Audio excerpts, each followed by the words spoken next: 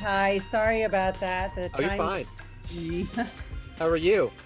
I'm good. How are you? Great. Nice to meet you. Nice to meet you as well.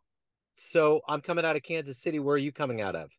I'm in upstate New York in Saratoga Springs. Okay. We're like Wonderful. about, it's like 3 hours above New York City, and it's like a beautiful kind of Victorian town famous for the racetrack.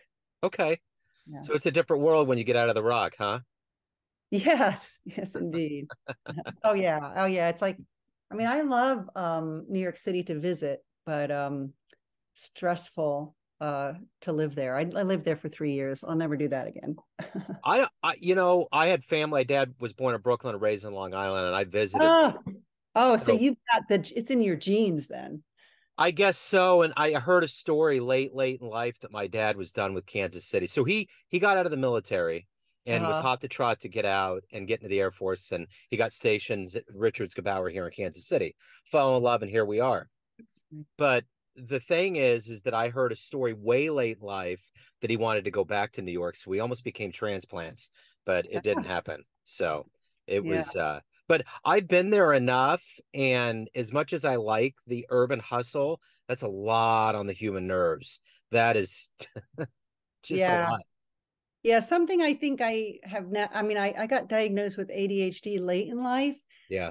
and now I get it. It's the stimulation is too much. ADHD is not a lack of attention; it's too much attention. So when I was in New York, I mean, I loved people watching, but it was just overwhelming because everybody was interesting in some different way, and Yeah. then there's a lot of sounds and a lot of sense, and it was just exhausting.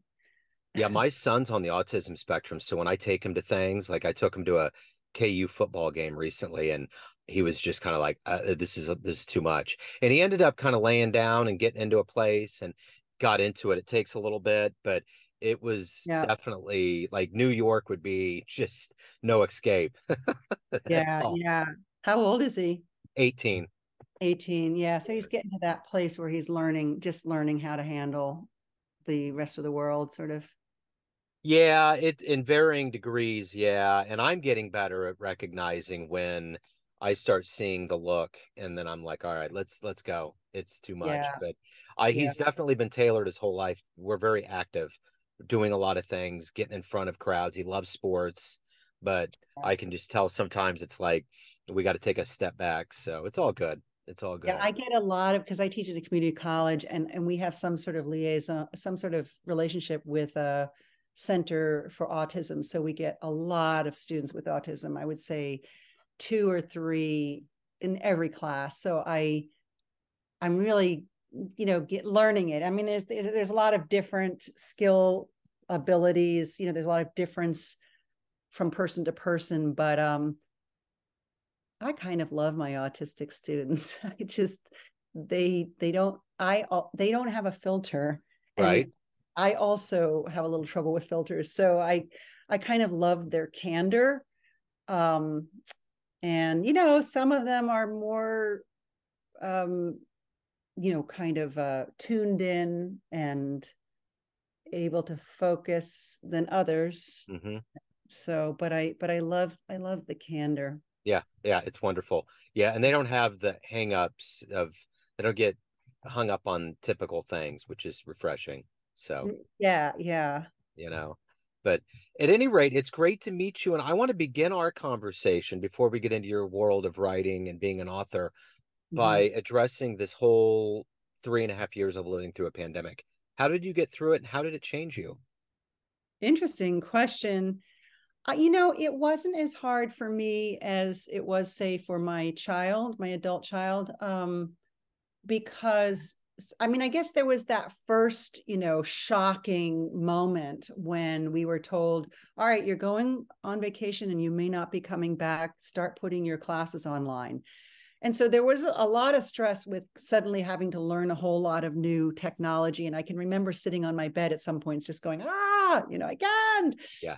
But then we adapted fairly quickly, and I learned how to use Zoom and the breakout rooms in a way that I was able to keep my students kind of engaged. So it went I think also for me, that first kind of emergency where we stopped, it was kind of eye-opening, and in some ways I had some hope for America. It was kind of like, oh, this is so good. This is the first time in my lived history that I have seen the nation say, we're going to do something for the good of others, for the good of the whole, that is going to personally hurt, but we're going to do it because it's good for the whole. And I thought, this is good. This is a good thing.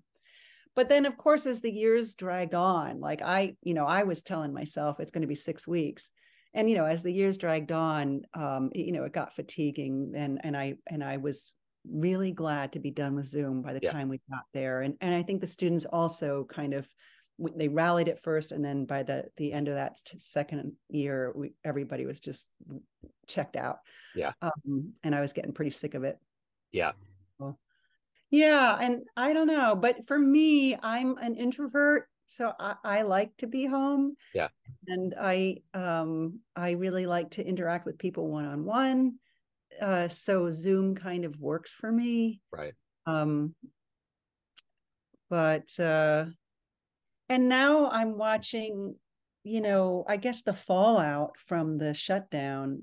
The students haven't Yeah. really, they still haven't recovered, I No. guess. They're still, I mean, I always had passive, our students are typically quite passive anyway, but I think this gave them permission to kind of dig in to that passivity. And, getting people to hand in work is harder than ever. Yeah. Yeah. It's an adjustment. My day job is as an IT technician in a school district, and Uh, I can see the remnants, and it's going to take a while for sure. yeah, Um, yeah. so let's get to the heart and soul of everything you do for a living. I'm going to put you in front of third graders. It's career Okay. day. Okay. Okay. One of the kids looks up and says, "Hey, what do you do for a living?" How do you answer them? Well, I guess I would say I'm a writer teacher or a teacher writer. And the two are very closely connected in my mind. Teaching probably takes the most of my time, and I love it. It's also hard. It's Yeah. really hard. It's a dance. And so what I love about teaching is every day is different. And you're engaging meaningfully with people all day long. And I love that. That's where I prefer to live, in meaningful engagement. And then writing is also a meaningful engagement. I guess third graders wouldn't maybe get what meaningful engagement is, but They might. yeah, Surprised. when you're talking about things that matter to you, and when you're striving to improve in some way. And I think writing is particularly important because it's something you can't fake. Yeah. You can fake a lot of stuff, but you can't fake writing. And it requires that you use all the different parts of your brain, which is frequently, I think, why people don't like it. That having all those different parts having to coordinate them is hard. It takes practice, It, but it's intellectual swimming because I hear that swimming you use every muscle in your body. oh, I love that. That's a great metaphor. Intellectual swimming. Yes, indeed. That's it. I, yeah, I can remember in college, when I really wanted to write, but I really struggled with it. And it really felt like that. It felt like my brain was just like, because I was like, how is it you're supposed to let your brain go free flowing and sort of throw out a lot of different ideas, but then you're at the same time, you're supposed to select them and pin them down one by one into words. And those are opposing activities. Yeah. And so it becomes a dance. And that's what you learn, is that, well, it's a bit of a dance, and you just keep dancing and it gets easier. That's it. That's it. Practice. It's all about practice. So, Yeah. what did you want to be in the third grade? What was your dream to grow up and become? You know, when I was 5, I wanted to be a doctor because my aunts and uncles were all doctors, and I really loved the idea of physical healing. And but I decided fairly early. So third grade, I was like 7 at that point. I decided fairly early. Oh no, I think I still wanted to be a doctor in 7th grade because I had stomach. I had a problem with stomach aches, a lot of tension, a lot of stress. And in third grade, I was in Israel. Our family traveled a lot, and my parents were, they're English professors, and they loved authentic travel, which meant you go to a country and you get into the school and you meet the people. Like it's not like an embassy where you're kind of isolated. Yeah. So there I was, plunked down in the middle of an Israeli school and having to learn Hebrew, and it made my stomach hurt. Yeah. So I remember my mom got me a book that showed you sort of what happens with your stomach and the acid coming in, and that fascinating. She's like, "You want to be a doctor, so you need to learn this stuff." So I did love that, but somewhere along the line, I decided I wasn't smart enough, and I don't have many regrets in life, but that's one. I'm sorry that I made that I counted myself out so early. Yeah. But are you happy with where you're at now, writing and teaching? Yes, absolutely. Yeah. And there's a healing element to writing and teaching that I definitely spend a lot of time on. Yeah, And for sure. yeah. So, who's been a hero for you? Who's been an inspiration that's fueled who you are? Like in life, or like a famous person, or in life? Just in life. Yeah. And it could be a Venn diagram that intersects, but more than anything else, someone that's really inspired and motivated you to become who you are. Well, I mean, I have to say my mother first. I mean, it was not an easy relationship with her. She was very, very smart, but she set an example for us very, early. She worked full time, but had a lot of babies and loved having babies. Hmm. So there were five of us.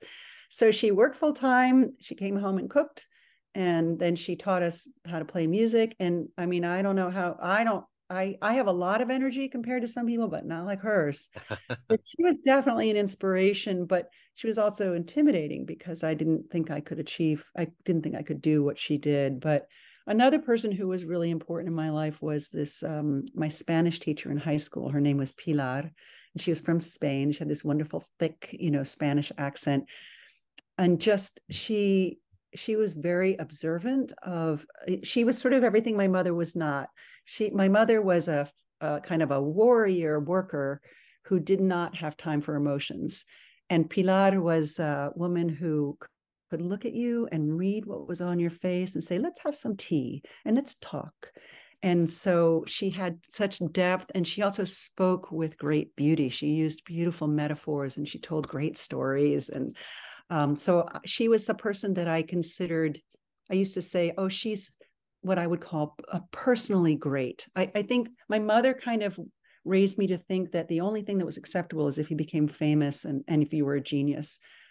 And Pilar was an example of personal greatness, of living life fully and richly and interacting with people meaningfully.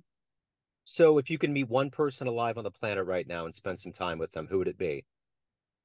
If I could be one person, If or, you could meet one person alive on the planet right now. oh, damn, how do I reduce it to one person? Or I guess you could have a dinner. Right now, I would love to talk to Mike Flanagan, the director, writer of the Haunting of Hill House. Mike Flanagan and maybe Jon Stewart, maybe Okay. Colbert. But Yeah. it's interesting they're all men. But Mike Flanagan, I just feel like sometimes he says things and I'm like, I wrote that. Yeah. How did you have that same thought? Like if somebody reads my book, they're going to think I'm copying him, but it's just that we thought the same way. And I swear to God, he must have had the same, like he must come from a big family, because when you watch The Haunting of Hill House, the detail, the relationship between the siblings, I really connect with that. What the Beatles said in that lyric, everything that's been written has been written before. Everything that's been, one way Yeah. or another, we're all oscillating around each other blindly. Yes, So, yeah. And I think that ideas get into the air and start to float around. It's partly they're being talked about on social media, but some of it is just, yeah, the same incidents inspire the same reactions in some people. yeah, we're all a bunch of energy particles just blobbing around. Totally. Yes, totally agree with that. So, what was the first book in your life that really opened the door up to either making you want to read or write someday? Um, I remember I struggled a little bit with writing when I was younger. And again, I had all these siblings who were smarter than I was and better at reading, and reading was like a big thing. My mother read to us every night. So I was a little intimidated, but there was this book. I don't even remember the name of it, but I think I was probably in third grade, and or maybe a little older. Anyway, it was about Nazi Germany. It was about a family that was hiding. They were their neighbors or somebody was hiding them upstairs in their room, and they had blocked out the windows. So they could not go outside ever, and they could never open the windows or look out the windows because they might be seen. And I remember sitting in the car reading, like as my mother was driving me to a dentist appointment or something. And I looked up and there was a person on the road, and I thought, oh my God, they've seen me. Yeah. And even though it was an upsetting experience, the being captured like that by a book, being completely pulled in so that you were living that life and feeling it, was an amazing experience for me. So that was when I really started to love reading.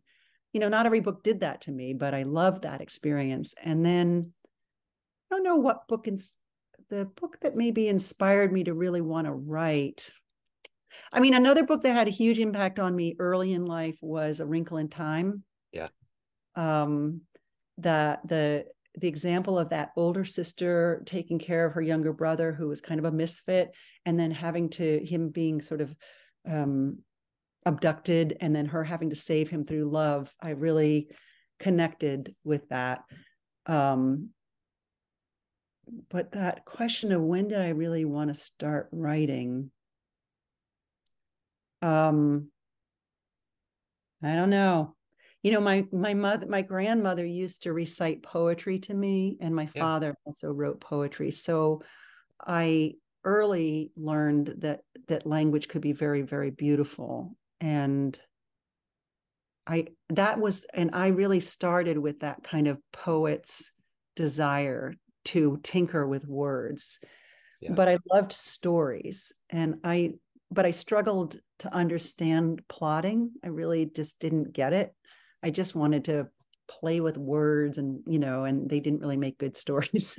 But I didn't like poetry because I was intimidated by poetry.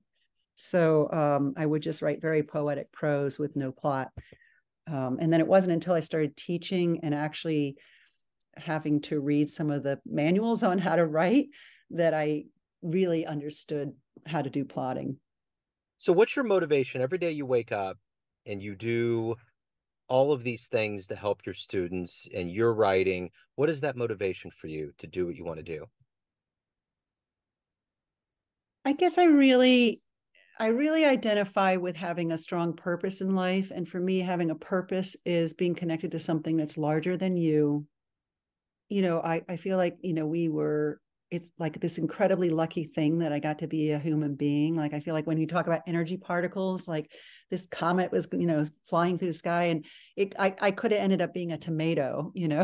Yeah. I got to be this amazing thing called a human, which is both a terrible thing and a beautiful, amazing thing at the same time. So I strongly believe that love is really important. It's like the most important thing in life, and that since we get this chance to be a human being, that we need to self-actualize. We need to become the best thing we can be, Yeah. and that the world is a better place if we help other people and help, which includes ourselves. It took me a long time to understand that helping other people includes helping me. Yeah. I think particularly when you're a female, you get the message of like, put other people first. And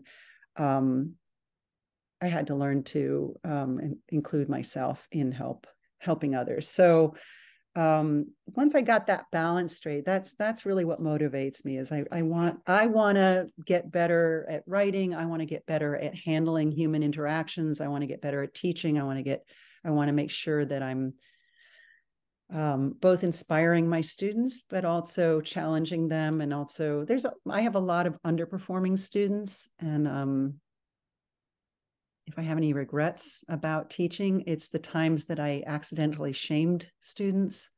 It's so easy to do. You just go when they don't hand in your homework, and they might be just overwhelmed by a wave of shame. And I just every year try to become more aware of that and try to do it less, but also go, okay, but I really need to see your work. Yeah. Like, I Yeah. like you, but I can't pass you just because I like you. Yeah, exactly. So speaking of youth and students, if you have a dream tonight, you run into the college age version of yourself, and you could give that version of you a piece of advice based on the wisdom you've gained in your life up to this point, what advice would you give your younger self? Get into therapy a lot earlier. Yeah. Don't waste any time, any more time. Like, get that therapy and get on, take some antidepressants. Yeah. Life is short. Yeah. Do all healthy things too. Like, I do think I suffer with anxiety, which felt like depression a lot of times. Exercising, sleeping, eating well. These are all really, really important, but and therapy is important, but sometimes your chemistry is just a little messed up. Yeah. Yeah. Yeah. And there's no shame in taking a pill for it. Yeah. So let me ask you this. What's been the best letter, best fan response you've gotten from your work? Oh, oh, the ones I like the best are when somebody says, "Oh, this story is exactly me and my sister." Yeah. That's it. That's it. I feel like, okay, I have achieved my goal in life. That if I could articulate a lived experience that is speaking for somebody else as well and helping them through it, helping them understand it better, then I've achieved my job. So everyone has a perception of you, family, friends, fans, students, but you ultimately run the show. What's your perception of you? Who do you think you are? Gosh, you have such great questions. Thank you. Um, yeah, that's a tough one because we struggle with other people's images that they sort of push onto you. Yeah. I think that I'm a pretty, it's very confusing. I think I'm a pretty powerful person. I think I'm pretty energetic. I have I think that I have a lot of energy that just kind of emanates through my body. Um, I what's the question again? Who am I? Who Yeah, am I? your perception ultimately of who you are, because it's projected differently with everybody, but you're the one in control. Yeah, I guess what I'm proudest about and what it took me a long time to understand is that I have a very even bouquet of intelligences. So, like I'm good at writing, I'm good at speaking, I'm good at dancing, I can do math if I have to. I get science. But I don't I never felt that I excelled like I was. I mean, maybe some people think I excel in writing, but I never felt that I was really a standout. But what made me a standout was that I had all these even intelligences, which then allowed me to jump around and use them, which makes me very flexible and versatile. But it took me a long time to understand that was my secret power, was this even bouquet of abilities. So you're going to be the one that everybody's going to want on Family Feud. You're the contestant that we're going to want. Oh no. Oh, You got an even field of intelligences. That's true, perfect. but I don't retain information Yeah. very well, like names and dates, man. Yeah. Yeah, Yeah. I have to move through things like I do as storytelling. I have to remember things, and I do that by movement. Yeah. Yeah. So if anyone wants to get your books, learn more about you, anything about your world, reach out. What is the best way for people to do that? Yeah, if you go to laledavidson.com, it looks like Lale, Lale Davidson, Davidson.com. That has all the links to both my writing, my books, the publications, my blog posts, writing exercises, and things like that. It's interesting. I've been thinking a lot about the composer and pianist Carla Bley, who passed recently. Hmm. And I interviewed her years ago, and she said something to me that I always remember. And it's about kind of who she was. People finally figured out later in life and was like, I got it finally. And I think about what you said about writing, because I write a lot. That is the Mhm. one thing you can't fake. And if you want to get to the heart of people, then that's Mm. how you do it. I remember I was trying to hire somebody at a computer lab. I'm in technology. And, Mhm. everybody will say whatever they want in an interview. And I Mhm. said, here, I want you to do these 5 things. And this guy got really upset. I was like, what are you talking about? This is what you do, right? And Right. it's kind of like with writing. If you want to Right. really get to it, so instead of having all these people on dating apps, just give each other a piece of paper and say, explain that flower, and you're going to figure it all out real fast. It's really, really true. Yeah. Yeah, letter writing, man. That's a dying art, but Yeah. It yeah. it gets to the heart of the soul, that's for sure. Hey, this has been so wonderful. Thank you so much for opening up. Thank you for your time. Best of Yes. luck with everything. And I'm looking forward to